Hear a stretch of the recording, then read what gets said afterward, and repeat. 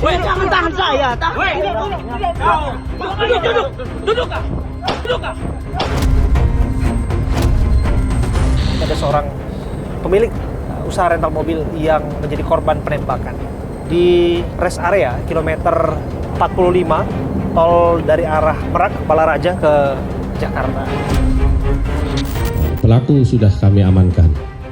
Tindak kejahatan apakah ini sebagai penadah, apakah ini sebagai backing, dari hasil lidik sementara itu masih belum ditemukan. Saya ini TNI AL. Kamu sindikat ya kata dia kan. Minggir kamu, apa saya tembak sekarang? Yang tertembak bagian mana, Mas? Bagian dada pas tengah, tembus ke belakang. Apa gak punya hati nurani? Orang yang menyelamatkan hartanya malah semoga bapak saya mati syahid.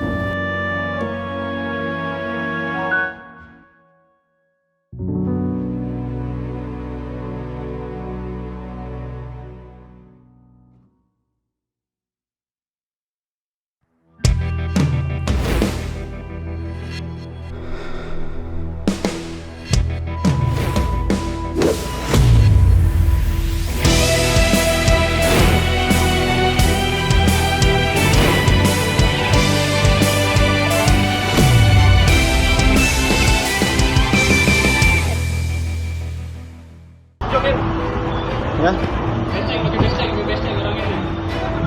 Ya? Ya? Hah?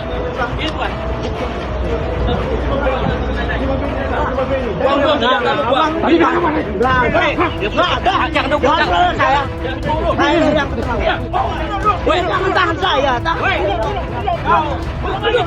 Duduk.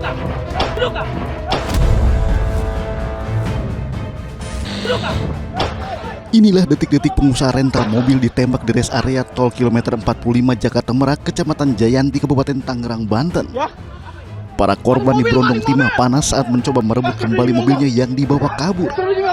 Usai ditembak, seorang korban tergeletak di dalam minimarket sebelum akhirnya dievakuasi ke RSUD Balaraja, Tangerang. Namun nahas, satu dari korban dinyatakan meninggal dunia saat mendapat perawatan. Korban meninggal akibat luka tembak di bagian dada. Sementara satu korban lainnya masih dalam perawatan intensif akibat luka tembak di punggung dan tangan sebelah kiri. Sebelum peristiwa penembakan, anak korban sempat meminta perlindungan dan pengawalan kepada polisi, namun ditolak. Sementara itu, polisi mengaku penolakan pendampingan karena korban tidak bisa menunjukkan dokumen kepemilikan mobil. Kenapa kita mintakan dokumen itu? Itu adalah sebagai dasar tindakan kepolisian untuk kita menghindari atau meminimalisir adanya pelanggaran hukum. Jangan sampai terkesan bahwa nanti ketika anggota Polri ikut di situ, nah ini tidak jelas apakah di mana posisi sebagai anggota Polri untuk penugasan dalam hal penarikan mobil tersebut.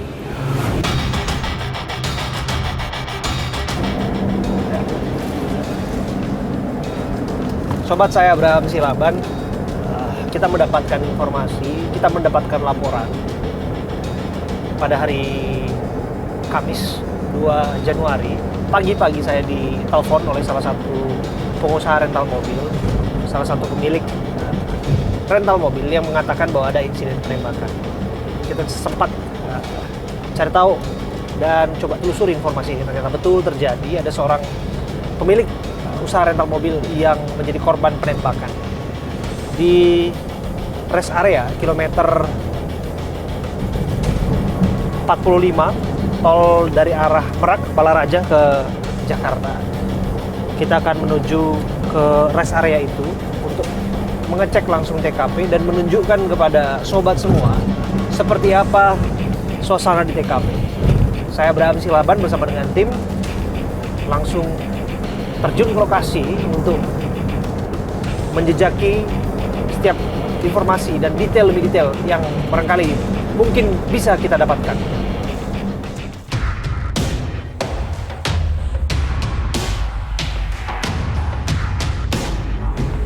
Ya, kita sudah tiba di lokasi.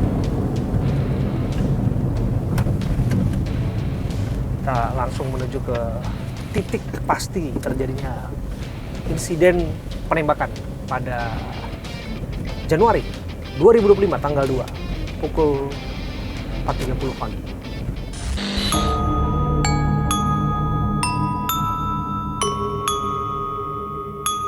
Sobat, saya Abraham Silaban. Saya ada di rest area kilometer 45 tol arah dari Merak menuju ke Jakarta. Siapa sangka di sini adalah tempat yang mana tempat ini menjadi tempat terjadinya penembakan seorang pengusaha ataupun pemilik rental mobil. Ada dua yang menjadi korban, satu orang meninggal dunia persis di dalam minimarket, satu lagi dirawat. Dan hari ini saya juga hadir di sini dan melihat bagaimana upaya aparat kepolisian melakukan olah TKP dan berusaha untuk mengumpulkan fakta-fakta yang ada di lapangan, termasuk juga jejak-jejak lain sebagainya. Dan garis polisi, Anda bisa lihat itu, garis polisi sudah dibentangkan untuk memastikan bahwa upaya pengumpulan bukti-bukti di sini dilakukan secara steril tentu saja. Tentu kita harus menghargai itu sebagai bentuk upaya pengembangan informasi dan kasus yang terjadi di sini. Kita akan terus menanti apa sungguh yang terjadi. Apa betul ini ada kaitannya dengan seorang pengusaha rental mobil atau pemilik rental mobil sewaan yang disebutkan bahwa mobil sewaannya sudah berpindah tangan. Dan ketika ada upaya untuk mengambil alih kembali yang menjadi propertinya alias mobilnya, malah berujung pada penembakan terhadap dirinya yang meregang nyawa. Anda lihat itu. Seperti inilah olah TKP yang terus dilakukan. Puslapor Bareskrim Polri sudah turun tangan. Tentu ini upaya yang dilakukan, ada proyektil. Anda bisa lihat itu. Ada temuan, Anda bisa lihat bekas tembakan di situ ada.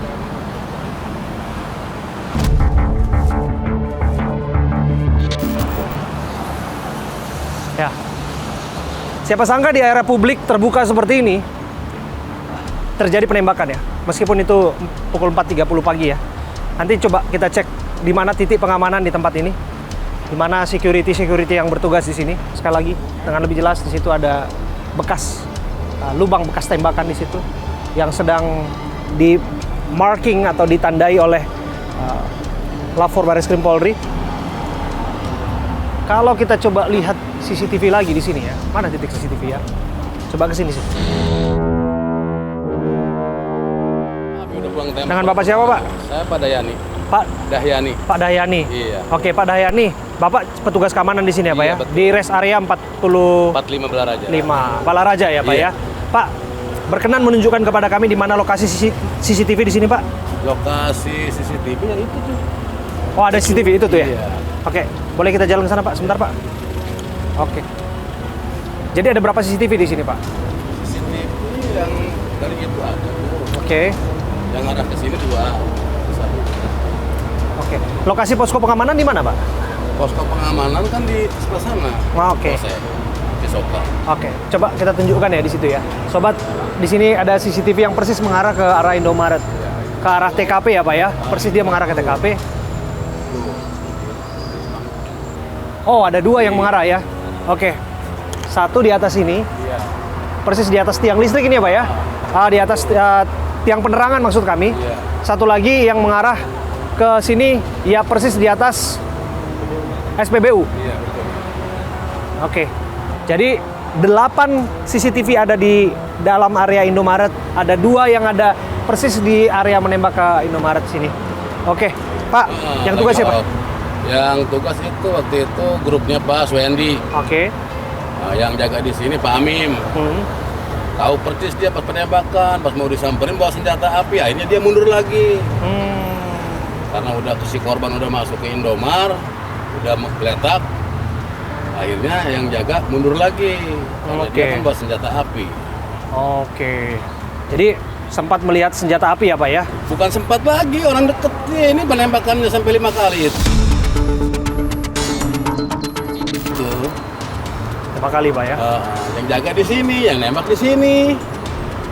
Persisnya jam berapa Pak? Jam 4.20. 4.20 ya. Jadi sempat ada keributan dulu ya Pak? Ribut juga di dalam mobil, mau penangkapan, nggak taunya yang nembak udah parkir duluan. Lagi Pak, ini tentu membuat kaget dong Mas ya Pak ya? Ya bukan kaget lagi, masalahnya semenjak rest area ini berdiri baru kali ini. Pertama terjadi? Iya. Waktu saat itu terjadi, Iya. Ada petugas keamanan tidak Pak yang berjaga atau menyaksikan? Ada lagi di situ lagi jaga. Oh lagi jaga? Iya, cuman kan itu mobil kan udah parkir. Betul, parkirnya di mana Pak? Parkirnya tepat di situ yang dikurung tuh. Oh, oke. Yang nembak itu. Oke. Nah, kemudian Di kan depan ada rumah, di depan restoran ini ya? Oke. Akhir kemudian kan yang mobil putih itu kan. Ini mobil Brio ya Pak yang depan sini? Oke, terus ada mobil Yang Sigra katanya? Yang Sigra yang hitam. Di sini juga, sebelah-sebelahan? Yang mobil putih itu yang mobil yang rental. Yang warna putih diikutin sama yang punya dari sini. Oke. Pas parkir di situ langsung dirapat. Pas didengkek orangnya keluar, yang nembak yang di sebelah sini. Punya mobil sama yang si maling itu hitungannya dari sana ke sini itu iring-iringan. Tapi yang nembak udah parkir duluan. Oh, oke. Sama si pemilik mobil itu tuh di video kita kan di video sama dia Iya, tuh. Nah, terus pas parkir di sana langsung disergap. Jadilah penembakan itu Pak. Oke Pak, penembakan titiknya terjadi di mana Pak? Karena kan sempat kalang kabut ini Pak. Pada kocar kacir kemana-mana itu. Kalau penembakan kan ibaratnya si yang nembak itu nggak turun dari mobil. Dia di dalam mobil. Dalam mobil aja. Yang maling itu kan lagi didengkek kan otomatis pada kaget tuh. Iya, iya. Jadi dengkekannya kurang begitu kencang. Akhirnya ngamuk kan dia lepas. Oke. Nah, kabur lah semua gitu. Oke. Di Uber dijegat sama yang jaga di sono. Nggak taunya nodongin pistol. Oke. Pak, ini untuk rekaman CCTV yang mengarah ke sini yang khusus di area luar komplek KM45 ini, rest area ini Pak. Ini sudah diamankan berarti ya? Sudah lah. Berfungsi semua ya Pak ya? Fungsi semua. Oke, nggak ada masalah dengan CCTV-nya di sini ya Pak ya? Nggak ada. Oke. Kita harus Aktif cari semua. tahu itu Pak. Jangan sampai kemudian ada hal-hal yang hilang dari sini kan Pak ya. Kita tidak mau hal-hal yang Iya. tiba-tiba rusak juga di tempat ini. Dan kita juga sudah lihat juga di dalam dari minimarket itu ada setidaknya 8 CCTV yang mengarah semua ke sana dan ada juga yang mengarah keluar. Jadi setidaknya terdokumentasi lah. Dan itu semua sudah disampaikan ke aparat yang berwajib. Iya, siap. Udah. Terima kasih ya Pak Dayani ya. Ya, siap. Terima kasih lagi. Mari Pak, silakan bertugas lagi Pak. Ya.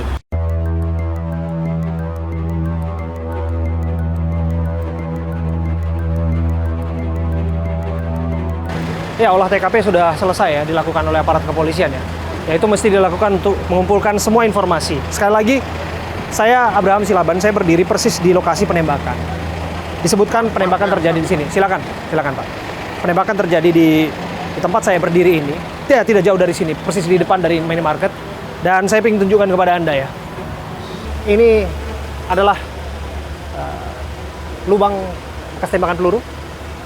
Jadi bisa dilihat ini ada lubang tembakan peluru dan disebutkan ada 5 selongsong yang sudah diamankan oleh aparat yang nanti akan diuji balistik tentu saja dan dicari kemudian dari senjata itu tentu siapa pemiliknya, apakah betul ada oknum yang bermain atau oknum aparat yang disebut pelakunya. Ya memang harus dibuktikan. Jadi kalau kita lihat ya ini keadaannya dan tidak jauh dari sini. Nah sini tempatnya nih.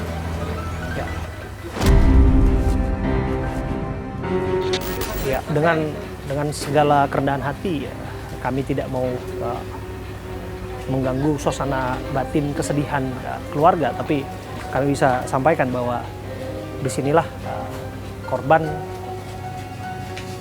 tergeletak dan disebutkan disinilah bersimbah darah dan meregang nyawa sampai pada akhirnya videonya viral di mana-mana. Saya Abraham Silaban, saya ada di sini dan menunjukkan kepada Anda, sobat semua, seperti ini suasana di sini. Jadi sekali lagi kita berduka tentu saja, dan kita berharap tidak ada peristiwa yang sama terulang kembali. Dan siapa sangka di minimarket terjadi penembakan seperti ini ya. Ya mungkin hitung jari ya peristiwa-peristiwa serupa yang terjadi di Republik ini, kasus penembakan sampai berujung meregangnya nyawa dilakukan di tempat terbuka, apalagi korban kemudian masuk ke minimarket. Ya seperti ibarat peristiwa-peristiwa yang lazimnya terjadi di luar negeri, apalagi di tempat-tempat yang mana di sana dilegalkan senjata api. Tapi kalau kita lihat ya di Indonesia kan hanya orang-orang tertentu yang punya izin di situ yang bisa mendapatkan kesempatan itu untuk kemudian bisa memegang ataupun menguasai senjata api. Siapa pemilik senjata api itu?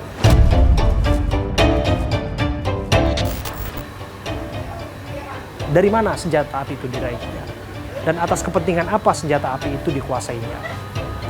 Dan dari uji balistik, dari selongsong peluru, dari rekam senjata akan pasti diketahui, dan saya yakin tinggal menunggu waktu saja bahwa pelaku penembakan akan segera mempertanggungjawabkan perbuatannya.